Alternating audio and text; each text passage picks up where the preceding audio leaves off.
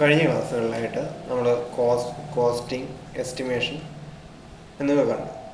ഇനി ഒരു പ്രോഡക്റ്റ് വിപണിയിൽ എത്തുമ്പോൾ നമ്മൾ കോസ്റ്റ് കാൽക്കുലേറ്റ് ചെയ്യും. അപ്പോൾ കോസ്റ്റ് കാൽക്കുലേറ്റ് ചെയ്യുമ്പോൾ റീസണബിൾ പ്രോഫിറ്റോടെ വെച്ചിട്ടായിരിക്കും കോസ്റ്റ് കാൽക്കുലേറ്റ് ചെയ്യുക. അപ്പം അങ്ങനെ നോക്കുമ്പോൾ ഒരു പ്രൊഡക്റ്റ് പ്രൊഡ്യൂസ് ചെയ്യാൻ ജസ്റ്റ് മെറ്റീരിയലും മെഷീനറിയും മാത്രം പോരാ, അതുമായിട്ട് ബന്ധപ്പെട്ട് മറ്റനേകം കാര്യങ്ങളുണ്ട്. അപ്പോൾ ഈ വക കാര്യങ്ങളൊക്കെ കോസ്റ്റ് കാൽക്കുലേഷനിൽ വളരെ ഇമ്പോർട്ടൻ്റ് ആണ്. അതെന്തൊക്കെയാണെന്ന് നമുക്ക് നോക്കാം. അപ്പം components of cost and selling price of product. First one, prime cost.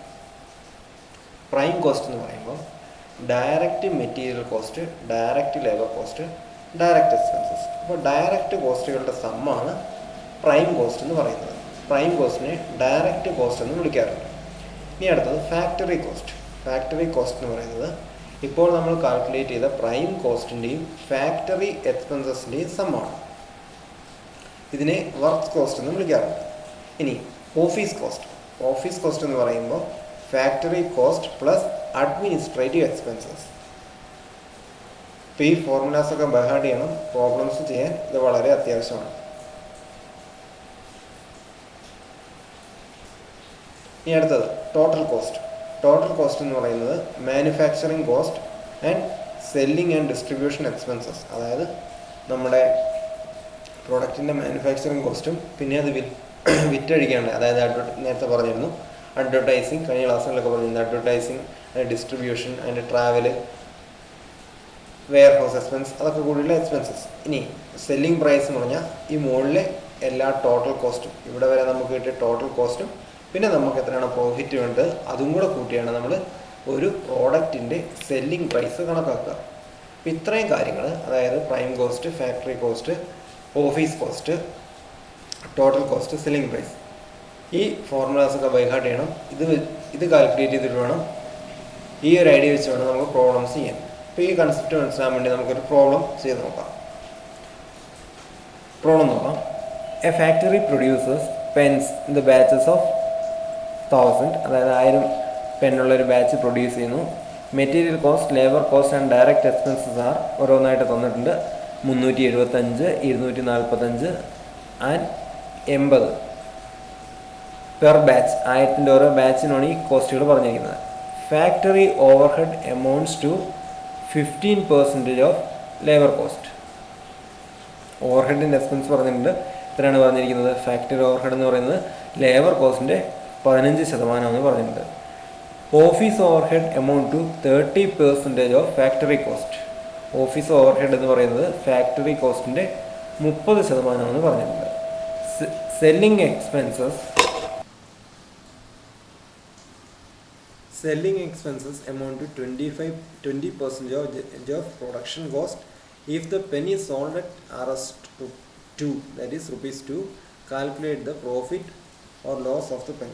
അതാണ് കണ്ടുപിടിക്കേണ്ടത്. അപ്പോൾ നമുക്ക് നോക്കാം. അപ്പോൾ മുമ്പ് നമ്മൾ പറഞ്ഞിരിക്കുന്ന ഫോർമുലാസൊക്കെ ബൈഹാർട്ട് ചെയ്താൽ ഈ പ്രോബ്ലംസ് മനസ്സിലാക്കിയാൽ പ്രോബ്ലംസ് ഈസി ആയിട്ട് ചെയ്യാവുന്നതേ ഉള്ളൂ. ഒരു 8 മാർക്കിനൊക്കെ സാധാരണ ചോദിക്കാവുന്നതാണ്. അപ്പോൾ പ്രൈം കോസ്റ്റ് എന്ന് പറയുന്നത് material cost, labour cost, expenses. എത്രയാണ് പ്രൈം കോസ്റ്റ്? അപ്പോൾ പ്രൈം കോസ്റ്റ്, മെറ്റീരിയൽ കോസ്റ്റ് ഇവിടെ തന്നിട്ടുണ്ട്. ഇതെല്ലാം കോസ്റ്റിൻ്റെ തന്നെ തന്നിട്ടുണ്ട്.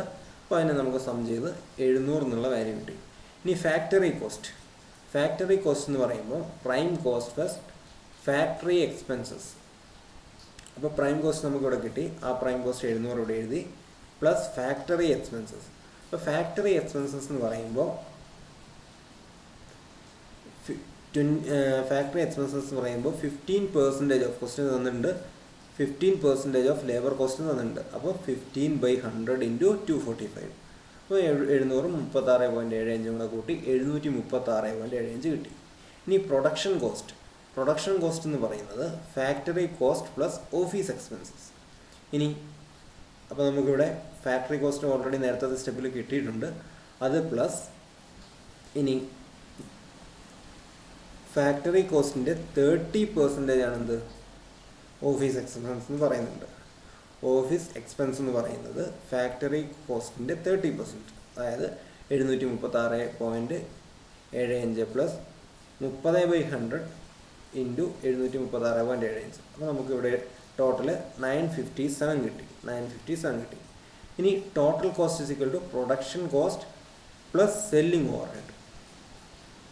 സെല്ലിംഗ് ഓവർ ഹെഡ് എന്ന് പറയുമ്പോൾ നമ്മുടെ ഡിസ്ട്രിബ്യൂഷനൊക്കെ വേണ്ടി ചിലവഴിക്കുന്ന പൈസ. ഇനി അത് എത്രയാണെന്ന് പറഞ്ഞിട്ടുണ്ട്, ഈക്വൽ ടു പ്രൊഡക്ഷൻ കോസ്റ്റ്, നേരത്തെ സ്റ്റെപ്പ് കിട്ടിയ production cost plus 20% of production cost. അങ്ങനെയാണ് നമുക്ക് ക്വസ്റ്റ്യൻ തന്നിരിക്കുന്നത്. 20% ഓഫ് പ്രൊഡക്ഷൻ കോസ്റ്റ് എന്ന് തന്നിട്ടുണ്ട്. ഇതാ ഇവിടെ 20% of selling expenses amount to 20% of production cost. അപ്പോൾ 20/100 ഇൻറ്റു 957.75 എത്ര കിട്ടി? 1149 കിട്ടി. ഇനി ഇവിടെ നമുക്ക് 1000 പെൻ ഉള്ള ഒരു ബാച്ചാണ് പ്രൊഡ്യൂസ് ചെയ്തത്. അപ്പോൾ ഒരു പെന്നിൻ്റെ കോസ്റ്റ് കാണാൻ നമുക്ക് ഈ total amount by number of pens എടുക്കാം. അതായത് 1749/1000 1.149 റുപ്പീസ്. ഇനി നമുക്ക് പറഞ്ഞിട്ടുണ്ട് നമ്മളൊരു പേന വിൽക്കുന്നത് 2 രൂപയ്ക്കാന്ന് പറഞ്ഞിട്ടുണ്ട്. അപ്പോൾ 2 രൂപയ്ക്കാണ് വിൽക്കുന്നത്. നമുക്ക് ആയ കോസ്റ്റ് എന്ന് പറഞ്ഞാൽ 1.149 ആണ്. അപ്പം നമുക്ക് പ്രോഫിറ്റ് എന്ന് പറയുന്നത് എന്താണ്? സെല്ലിംഗ് പ്രൈസ് മൈനസ് കോസ്റ്റാണ് പ്രോഫിറ്റ്. അപ്പോൾ അതിൽ നിന്ന് നമുക്ക് എത്ര കിട്ടി? 0.851 റുപ്പീസ് കിട്ടി. അതായത് 80 പൈസ എന്നുള്ള അർത്ഥത്തിൽ, 85 പൈസ എന്നുള്ള അർത്ഥത്തിൽ നമുക്ക് എടുക്കാം. 0.851. ഇനി അത് ഒരു പെൻ്റെ കേസിലാണ്. അങ്ങനെയാണെങ്കിൽ 1000 പെന്നിന് എത്ര വരും? അത് ഇൻറ്റു 0.851 ഇൻറ്റു 1000 വരും, 851 രൂപ വരും. അപ്പോൾ ഇങ്ങനെയാണ്. അപ്പം 1000 പെന്നുള്ള ഒരു ബാച്ച് അല്ലെങ്കിൽ ഒരു ലോട്ട് വിറ്റാൽ നമുക്ക് കിട്ടുന്ന ലാഭം എന്ന് പറയുന്നത് 851 രൂപയാണ്. അപ്പോൾ ഇത്രയും കോസ്റ്റുകളുടെ ഇക്വേഷൻസ് പഠിക്കുക. ഏതൊക്കെയാണ് ഓവർ ഹെഡ്, അത് എത്ര പെർസെൻറ്റേജ് ആണ് എന്നൊക്കെ നമുക്ക് ക്വസ്റ്റ്യനിൽ തന്നെ നിന്നിട്ടുണ്ടാവും. അതനുസരിച്ച് നമുക്കിത് കോസ്റ്റ് കാൽക്കുലേറ്റ് ചെയ്യാം, സെല്ലിംഗ് പ്രൈസ് കാൽക്കുലേറ്റ് ചെയ്യാം, പ്രോഫിറ്റ് കാൽക്കുലേറ്റ് ചെയ്യാം. സെല്ലിംഗ് പ്രൈസിനും പ്രോഫിറ്റ് നമുക്ക് കാൽക്കുലേറ്റ് ചെയ്തെടുക്കാൻ പറ്റും. ഈ പ്രോബ്ലം വളരെയധികം ഇമ്പോർട്ടൻ്റ് ആണ്. ജസ്റ്റ് ഫോർമുലാസൊക്കെ ബൈഹാർട്ട് ചെയ്യുക, മനസ്സിലാക്കുക, ബൈഹാർട്ട് ചെയ്യുക, അത്രയും കാര്യങ്ങളുള്ളൂ. സാധാരണ 8 മാർക്കിനൊക്കെ ചോദിക്കാവുന്നൊരു പ്രോബ്ലമാണ്. ഈ ഒരു ചെറിയൊരു കൺസെപ്റ്റ്, ജസ്റ്റ് മൾട്ടിപ്ലിക്കേഷൻ അഡീഷൻ മാത്രമേ ഉള്ളൂ. ഈ കൺസെപ്റ്റ് മനസ്സിലായാൽ യാതൊരു ബുദ്ധിമുട്ടും കൂടാതെ ചെയ്യാവുന്നതാണ്. Thank you.